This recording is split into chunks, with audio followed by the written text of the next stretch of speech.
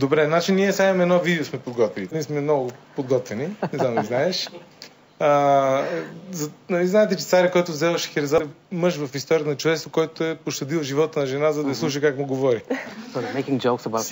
Сега ще видим кои са шесте неща, които не знаем за Шехерезада.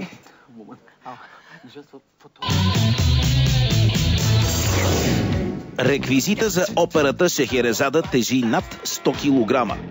Полите на 8-те дервиша от Шехерезада са с обща дължина 240 метра. Хореографката на балета смята филмът «Черният лебед» за сапунена опера. Царят убива 3000 вдовици преди да са Шехерезада. В Дубай има фонтан в нейна чест.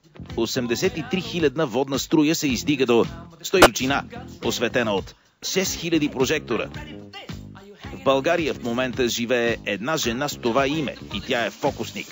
Дъщерята на Боби Шоу се казва Шехерезада.